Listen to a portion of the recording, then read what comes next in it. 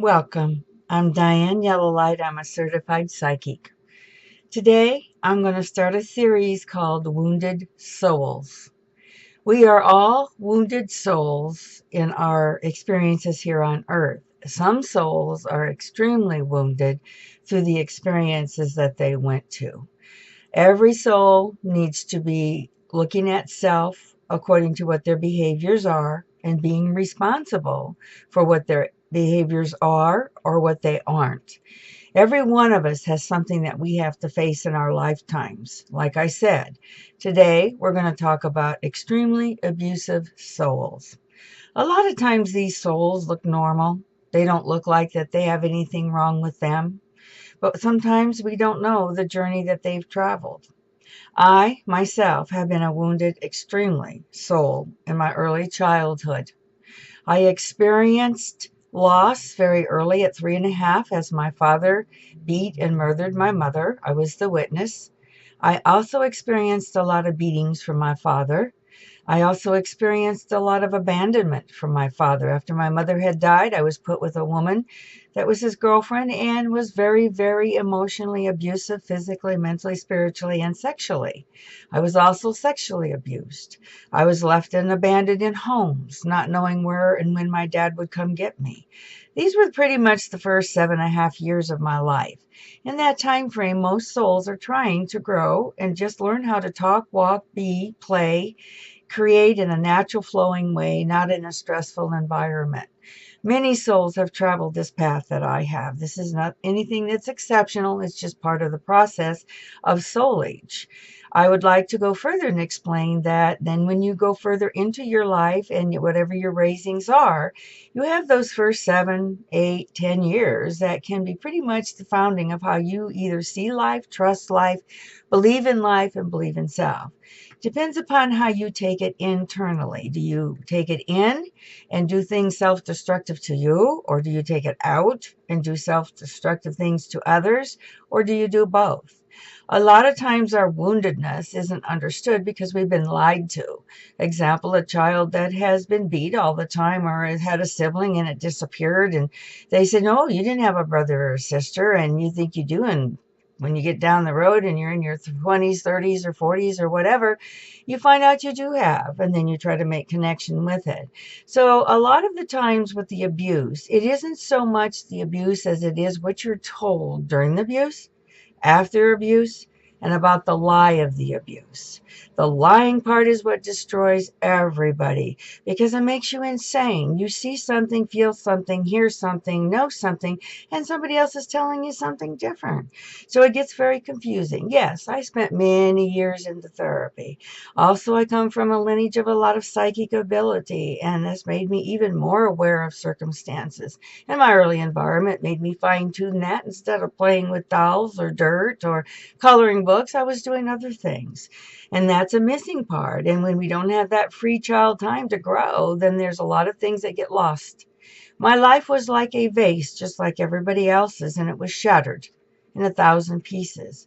The only difference is that I picked it all up, pieced it back together piece by piece. Lots of therapy, lots of spiritual work, lots of prayers, lots of good people in my life, a lot of not so good people in my life, all taught me the lessons and things to learn so that I could get out of the trap of abuse of any way, shape, or form, either toward myself or toward others or letting others abuse me. Now, what I'm going to do is I'm going to talk about that you can climb out of that hole. You can get to be wholeness. I have a vase, not just a vase now, that is still authentically me. It has some cracks in it, has some holes in it, there's some missing pieces, but it works as a vase and it works as a whole. And when this is connected to your heart and to your soul, you can always heal. When you don't have this connected to your heart and your soul, it becomes very difficult to heal. Abused souls and wounded souls need a lot of love, They need a lot of support. Not a lot of people have the capacity or the ability to comprehend it or give it to this soul because they don't know what it feels like themselves. They don't have a comprehension of what it's all about. Makes it kind of sad because usually what happens in our soul age is we're drawn toward each other so that we can heal each other's wounds, so that the one on the other side, maybe it doesn't have as many wounds, but it has wounds just the less, and it needs to be healed as well. So the wounded soul will bring up what is needed in the other soul, and the other soul can heal what's in the wounded soul, unless the other soul is refusing to look at what it wants to do for itself and others. Any time that a person tells a soul, you should be over it by now, you should have figured it out by now, you should have turned it off in your mind by now, please, please don't fall into this trap. It's very abusive, it's very unloving, it's very judgmental, and it's very condemning and very unfair, because it takes a lot of work and years that a soul has to do to come back to being authentic, the way they were intended to be as they came into this earth before the abuse happened. They can also be very creative and loving. They can be a bit strange and different, but so can all of us. No matter how we've been raised, we have all been abused mentally, emotionally, physically, and hopefully not everybody sexually. But sometimes it does happen, more than not. And if you've been any of those souls, don't be afraid to admit it. I know it's difficult to trust the world and trust people, because when you tell them, it makes you vulnerable. When you're vulnerable, if they're not a kind soul, they can hurt you. And a lot of times souls go around and they don't intentionally mean to hurt you. But when you've made them aware that they are hurting you, and this is what therapy, spiritual healing, divinity, however you choose to do it, to come back to the senses and the basics of who you are.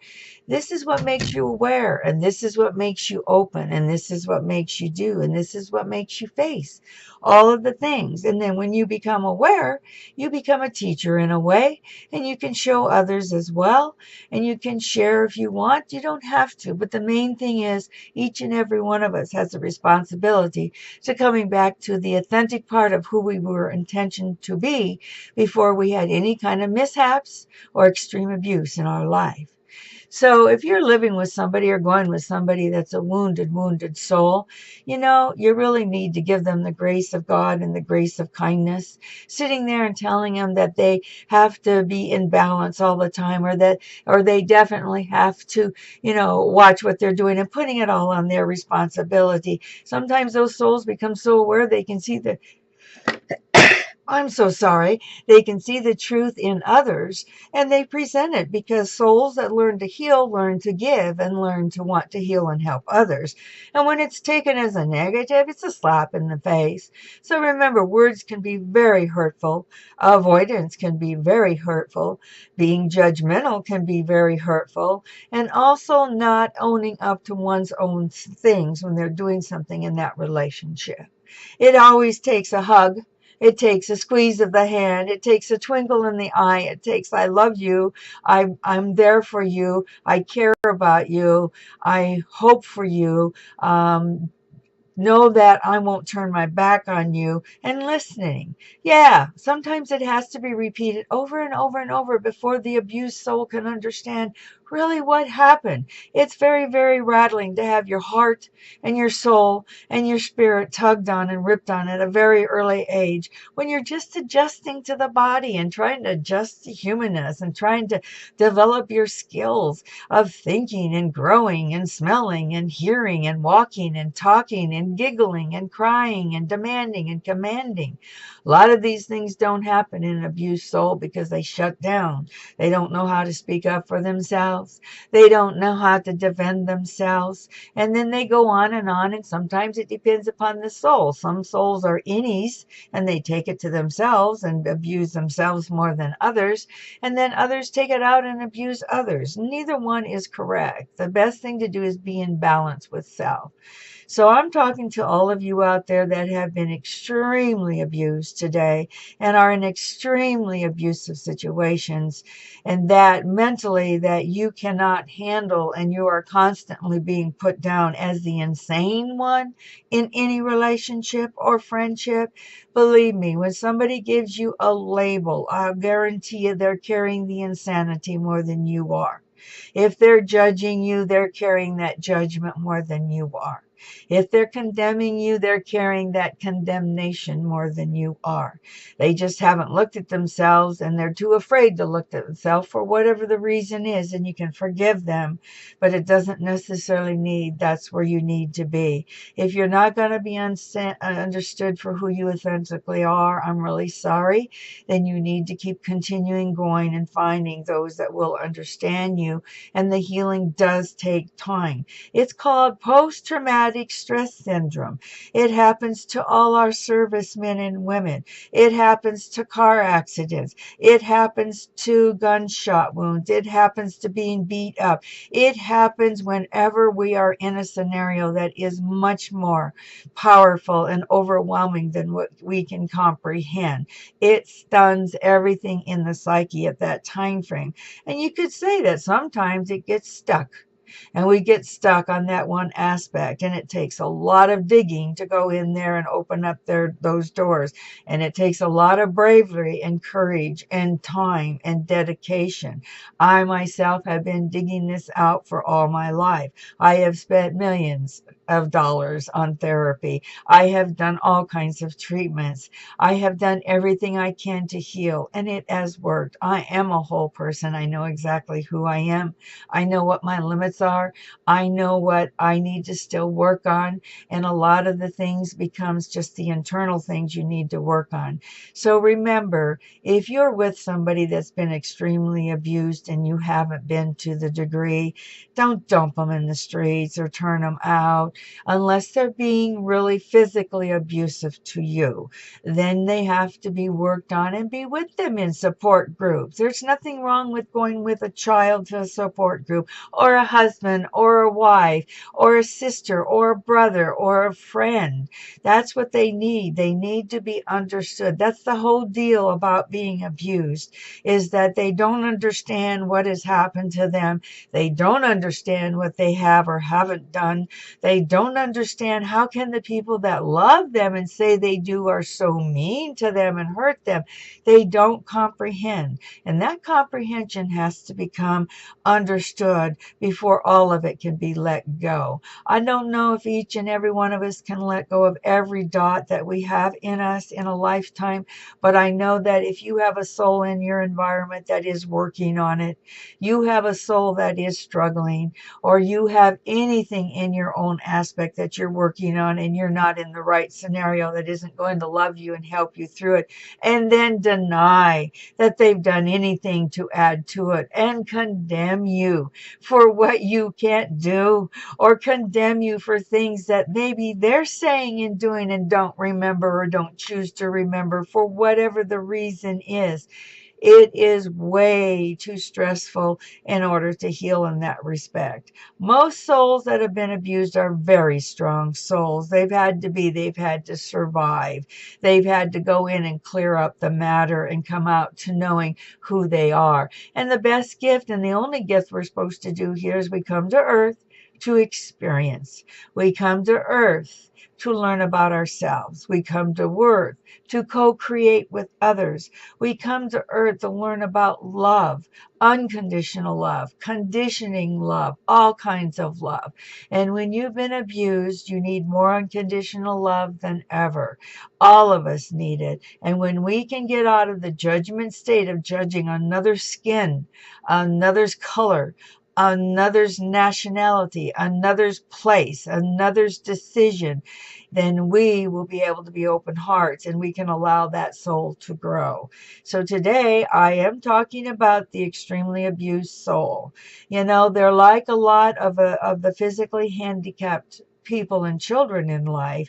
The only thing is they don't look like they have those emotional scars, which makes it difficult. And if they don't look like they've been that way and they look beautiful or attractive or smart or intelligent or whatever it is, and you cannot tell, then it's very difficult, because if they don't know what they're doing and they don't tell you about their life, then it is hard to know how to treat them. But if you have a soul that is growing, and you have a soul that is telling you in their heart and their soul what they need from you, and you don't think it's important, you're hurting that soul. You really are. You need to go above and beyond your own ego and your own narcissisticness and your own self of compassion, and to open that door so they have a possibility to have the love from someone that has more love to give to them than maybe what they can give to themselves. I have found there's a couple categories of bereaved souls. Most of them either are psychopaths, and believe me, not all psychopaths murder. Psychopaths can be hurtful people and destroying of the heart and the soul. And there also are socials out of this, that where they can't socialize because of this. Nothing's bad here, but if you've been a blessed soul in this lifetime and you've had good nurturing or better nurturing, or you are a little at a better spot than the other souls, and you run into them and they come into your life, they're there for a reason. That reason is to enhance you as well, and also for you to love them unconditionally. And a lot of times those souls have very big wounds because they're very big in their heart. They're very deep in their heart, and they connect very deeply in their heart.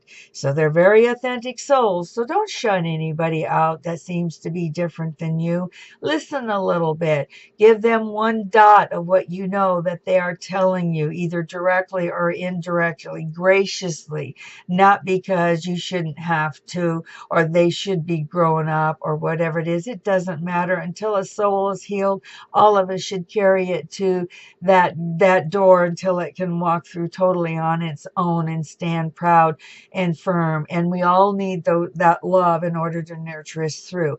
It can be scars of anything: how you look, how you talk, how you walk, how you act, who you are, the selves you become. It's so multiple, this whole situation. But it is time to stop the insanity of mental abuse. It is time to stop the insanity of physical abuse, the controlling abuse, the judgmental abuse, the giving and taking away abuse, of not being emotionally available abuse.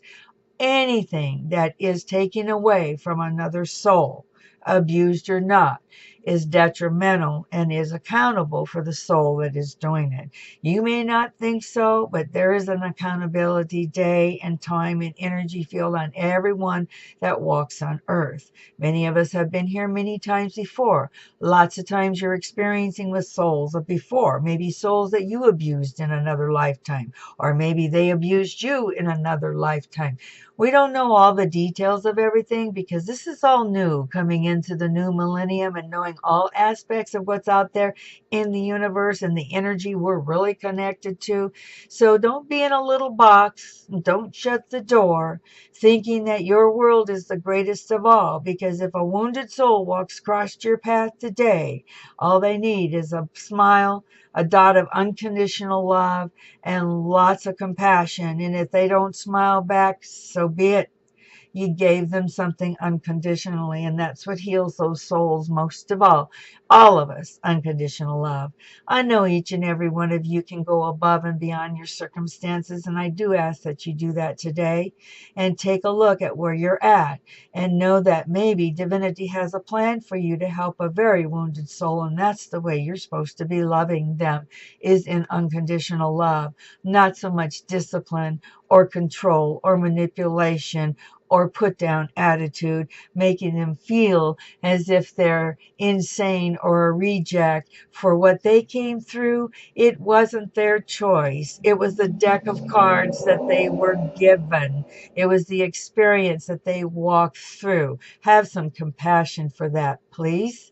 And again, I'll be talking to all of you again. I'm going to be talking more about all kinds of soul ages from this time on, because we really need to understand how to heal each other since we're in the new millennium and we're getting out of all the destructive selves. And a lot of things are falling apart to be rebuilt. Just remember that. There is always a better horizon in each and every one of us. So go above and beyond your circumstances. Thank you for listening to this today, and I'm looking forward to you looking to all my other work again. Thank you, and God bless you in all the ways that you need to be for today and forever. And never stop seeking to be whole. Never stop not looking at yourself. Never accept it is the way you is, and that's the way it's going to be, hell or high water. That's a very poor attitude, and it shuts the whole world down and out. Thank you, and bye-bye.